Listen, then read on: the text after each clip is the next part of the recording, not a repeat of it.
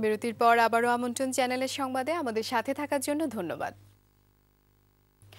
বর্তমান কোয়ালিশন সরকার কর্তৃক আরোপিত ইমিগ্রেশন ক্যাপ একটি বৈষম্যমূলক আইন। নর্থহ্যাম্পটনশায়ারের একটি বাংলাদেশি রেস্টুরেন্টে আয়োজিত এক সেমিনারে আলোচনায় অংশগ্রহণ করে নর্থহ্যাম্পটন বারাহ কাউন্সিলের লিবারেল ডেমোক্রেট কাউন্সিলররা এসব কথা বলেন। বিস্তারিত রয়েছে আমাদের প্রতিনিধি নোমান রাজার পাঠানো রিপোর্টে।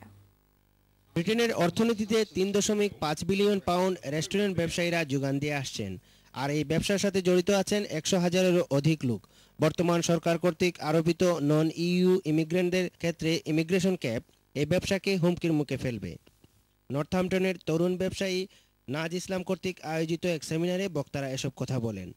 বুধবার দুপুরে সাফরন রেস্টুরেন্টে অনুষ্ঠিত সেমিনারে বক্তব্য রাখেন নর্থহ্যাম্পটন বরা কাউন্সিলের council leader Brian Hoare, councillor Richard Charles, Spice Time ম্যাগাজিনের মইনুল হোসেন ও কুবরা বিয়ারের মার্কেটিং ডিরেক্টর সোহাইল স্যামসন সহ অন্যান্যরা।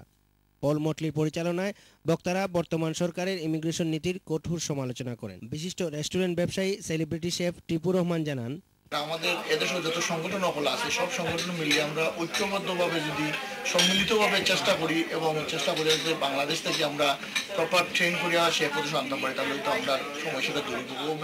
বরা কাউন্সিলের কাউন্সিলর চ্যানেল এসকে বলেন,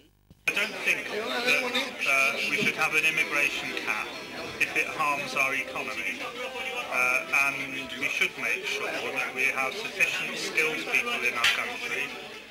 একমাত্র বাংলাদেশি কাউন্সিলর ও এই ক্যাম্পেইনের উদ্যোক্তা কাউন্সিলর প্রিন্স সাদিক চৌধুরী জানান, If this industry not getting any kind of support, then what we can see, the future of the industry might be decimated. So what my request actually to everyone, also to the politician, to support this industry and make some kind of dispensation to save this industry.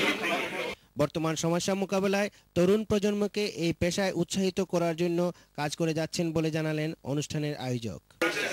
We are encouraging youngsters to come into this sector and train them to be experienced chefs. অর্থনৈতিক মন্দা কাটিয়ে উঠতে Britain সরকার তাদের সিদ্ধান্ত পুনর্বিবেচনা করবে, এমনটাই সবার প্রত্যাশা। নোমান রাজা, চ্যানেল এস নিউজ, নর্থহ্যাম্পটনশায়ার।